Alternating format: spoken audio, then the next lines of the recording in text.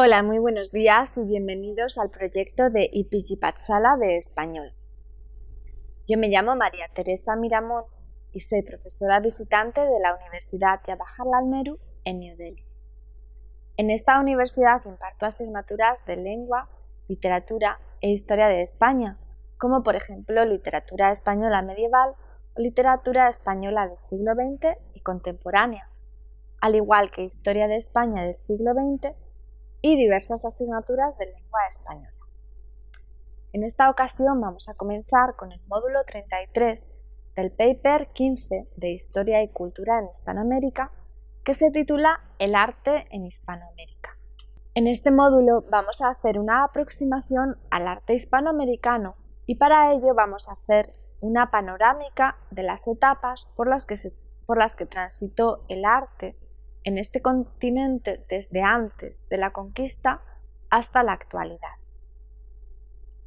Puesto que ya hemos estudiado el arte precolombino, es decir, el arte indígena existente antes de la llegada de los españoles en anteriores módulos, tan solo vamos a hacer un breve repaso del mismo, para centrarnos más en el arte colonial, postcolonial y del siglo XX y XXI.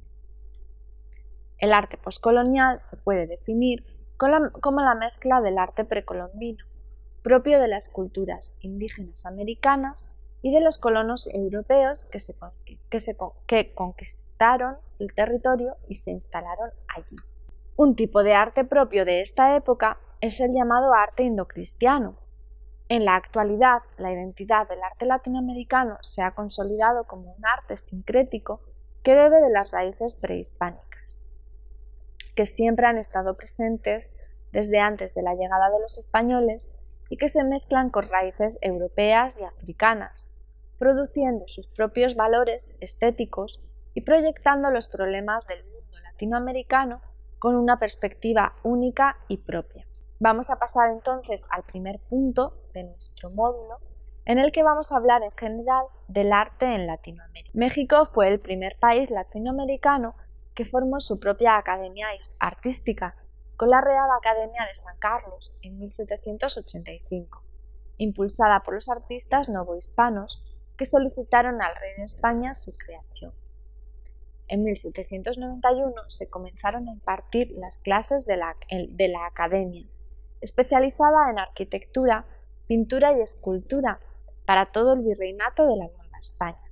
Los artistas novohispanos pertenecían al movimiento barroco y resaltan por la creación de formas expresivas y realistas, con gran aceptación entre la sociedad, esculturas talladas y policromadas, expresividad, contraste entre colores, etc. La arquitectura recargada y muy decorada al estilo europeo.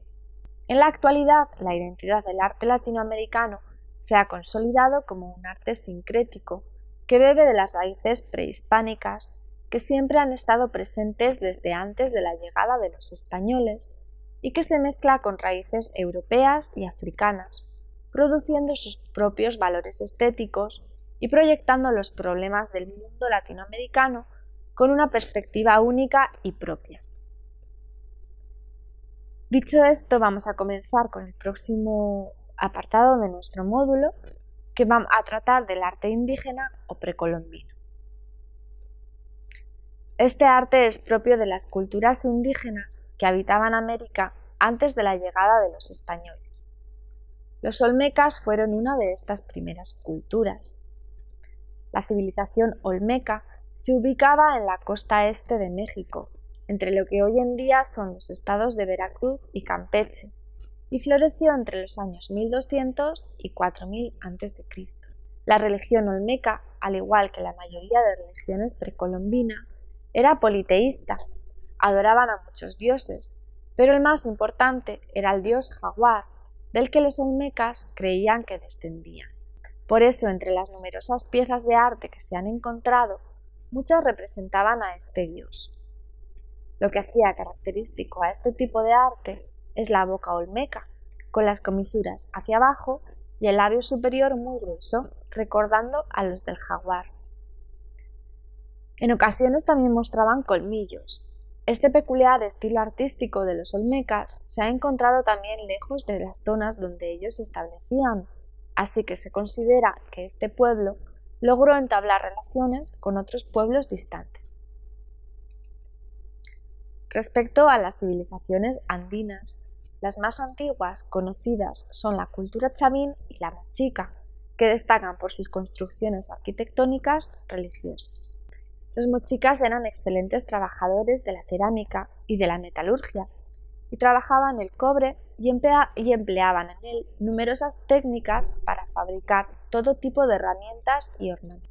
En la cerámica solían pintar escenas de su vida, como ancianos, hombres tomando coca, sacrificios humanos, prisioneros, etc. Sobre estas culturas y otras posteriores se acabaron asentando las civilizaciones maya y azteca en Mesoamérica y la inca en la zona andina. Los aztecas, al instalarse en la zona mesoamericana, se embebieron de todas las culturas previas que habían estado instaladas en esa zona, aunque siempre mantuvieron su espíritu propio. Donde más podemos ver este influjo de las civilizaciones anteriores es en el arte, la escultura, la cerámica, joyería, pintura, textil, etc. Donde mejor se puede ver los atributos artísticos aztecas es en la escultura. Los aztecas solían utilizar la naturaleza como inspiración, creando piezas de animales o representando objetos cotidianos, pero sus mejores obras estaban destinadas a representar a sus dioses y también a sus reyes. A veces pintaban estas esculturas y les incrustaban piedras preciosas. Eran muy buenos trabajando en las piedras preciosas y los metales nobles, como la plata y el oro. Los incas, por su parte, también perfeccionaron el arte de las civilizaciones anteriores y construyeron mejores edificios y templos, al igual que mejoraron las técnicas artesanales de la cerámica y la piedra, para esculpir bellas piezas de arte. También dominaron la metalúrgica y las técnicas textiles. Las mujeres eran las que se encargaban de tejer la lana en grandes telares. Con esto terminamos la parte de repaso del arte precolombino y vamos a comenzar con el siguiente punto del módulo, que trata sobre el arte colonial. Se puede definir como la mezcla del arte precolombino, propio de las culturas indígenas americanas y de los colonos europeos que conquistaron el territorio y se instalaron allí. Un tipo de arte propio de esta época es el llamado arte indocristiano. Cuando los españoles llegaron a tierras americanas, uno de sus objetivos era la evangelización, junto al de enriquecerse y reclamar nuevas tierras para la corona española. Los colonos españoles no respetaron las religiones indígenas y las contemplaban con horror, condenándolas y destruyendo templos y prohibiendo sus rituales. Pero aún así, ciertas construcciones religiosas indígenas o elementos religiosos permanecieron ocultos, ya que una práctica tan arraigada era muy difícil de erradicar por completo. Y seguramente habría prácticas clandestinas sin llegar a darse una conversión total, dando como resultado un sincretismo religioso, mezcla de elementos indígenas y cristianos. Más allá, en muchas ocasiones, la simbología indígena se reflejó en las construcciones cristianas en las que más tarde participaría. El arte indocristiano es un concepto propuesto por el estudioso Constantino Reyes Valerio en el año 1978 y habla de la producción artística realizada por indígenas en el siglo XVI en Nueva España.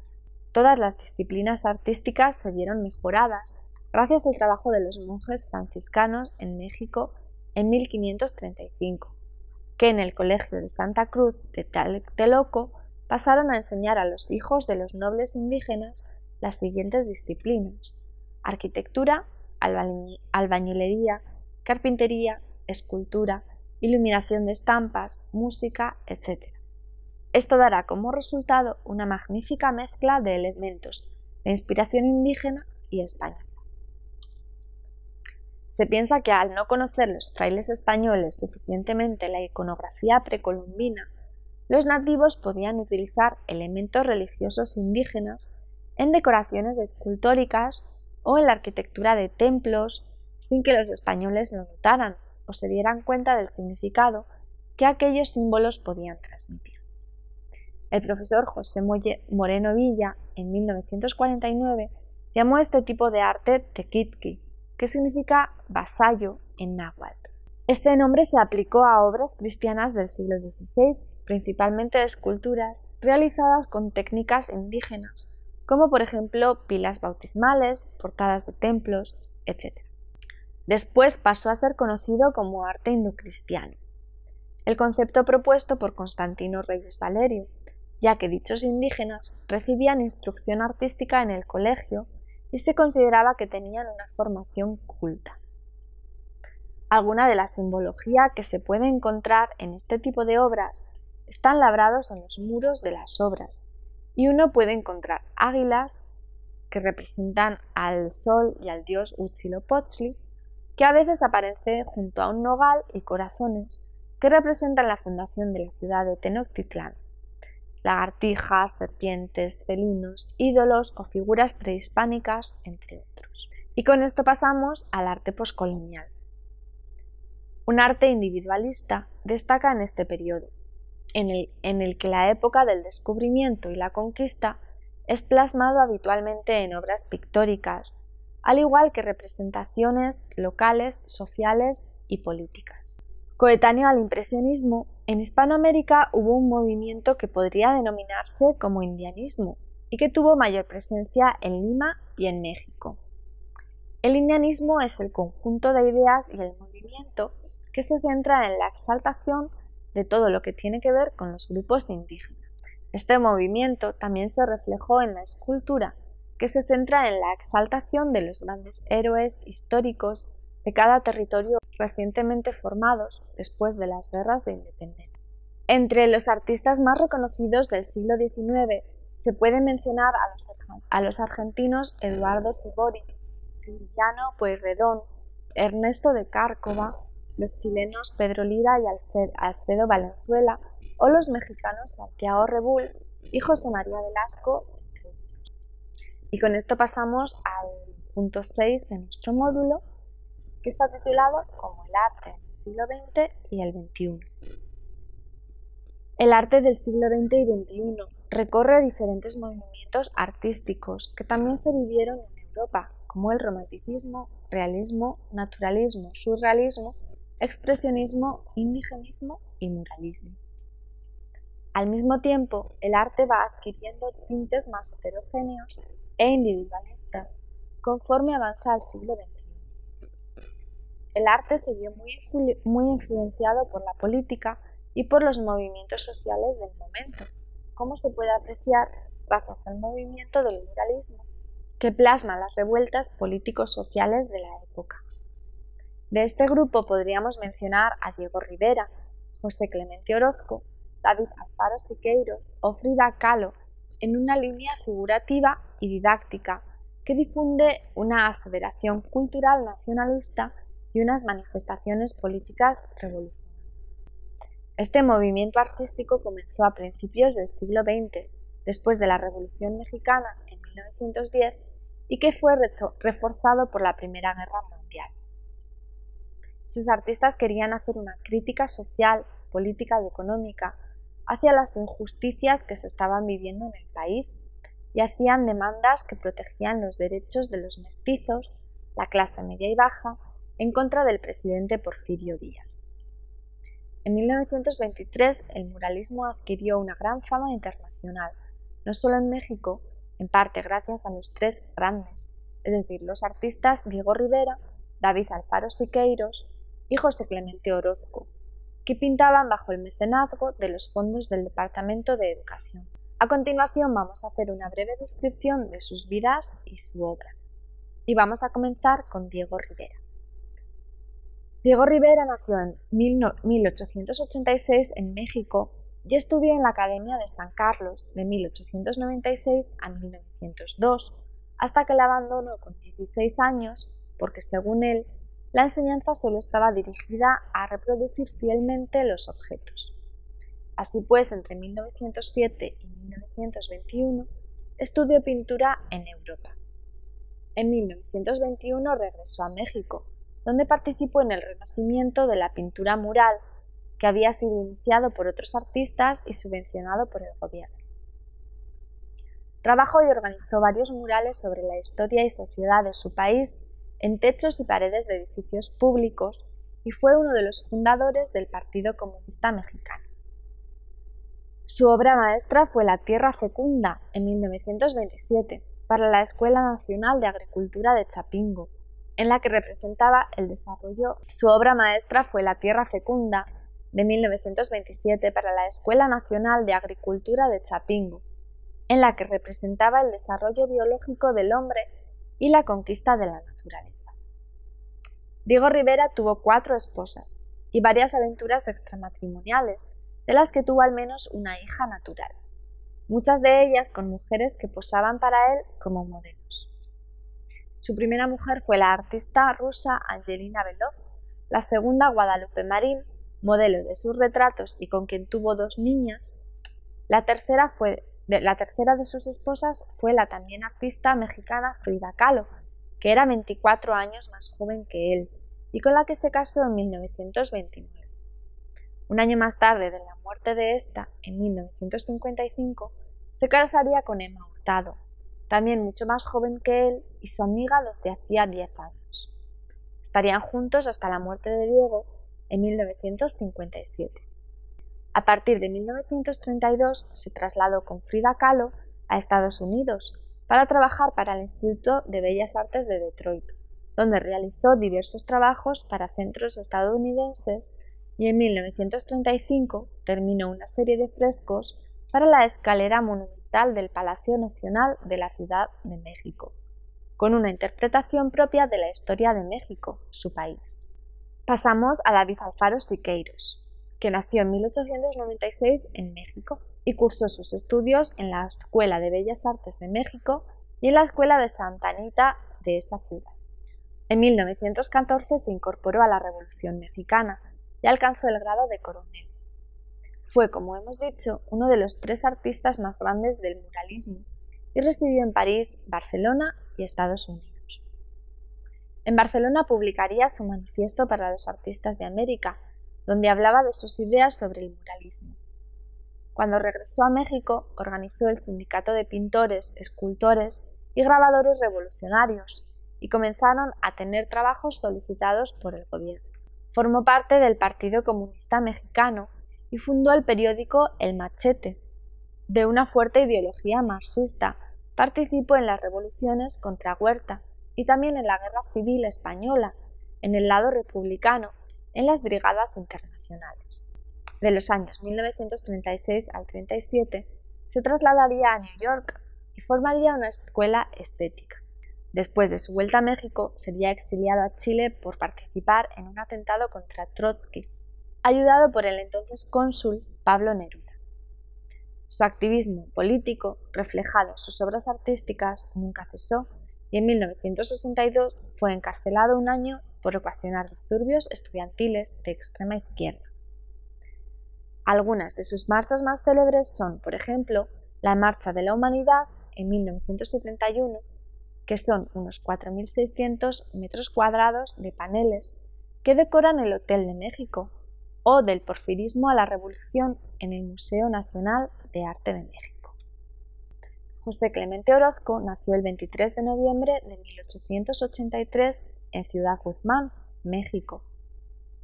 Realizó sus estudios de arte en la Universidad Nacional y la Academia de San Carlos de Arte.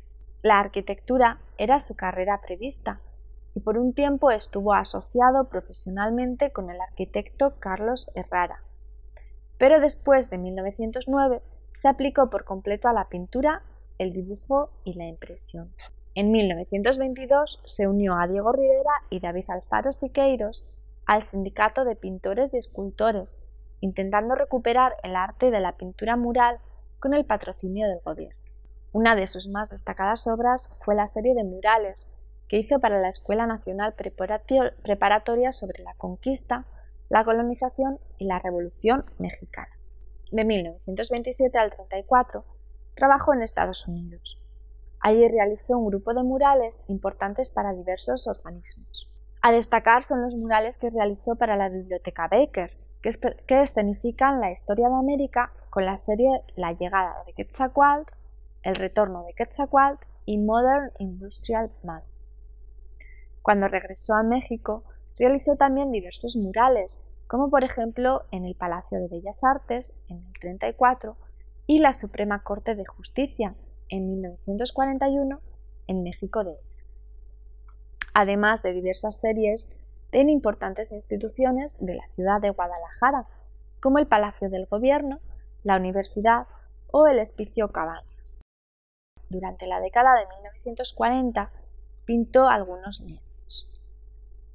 Y ahora vamos a hablar brevemente sobre otro de los movimientos modernos, que es el surrealismo. El surrealismo fue otro de los movimientos importantes en casi todos los países de Hispanoamérica en los años 30 y 40, como se refleja en 1940 con la Exposición Surrealista Internacional en México. Como representantes de este movimiento, podríamos nombrar al chileno Roberto Malta y al cubano Wilfredo Lama. En la actualidad, podríamos mencionar al colombiano Fernando Botero como artista reconocido mundialmente, gracias a sus pinturas y esculturas voluminosas, que en ocasiones representan escenas de la política y la sociedad colombiana. Al ecuatoriano Osvaldo Guayasamín, destacado pintor, escultor y muralista, o al chileno Claudio Bravo, lo que se puede afirmar es que el siglo XX consolidó la identidad del arte latinoamericano como un arte sincrético que bebe de las raíces prehispánicas que siempre han estado presentes desde antes de la llegada de los españoles y que se mezcla con raíces europeas y africanas, produciendo sus propios valores estéticos y proyectando los problemas del mundo latinoamericano con una perspectiva única. Y con esto damos por finalizado el módulo sobre el arte en Hispanoamérica. Muchas gracias por habernos escuchado.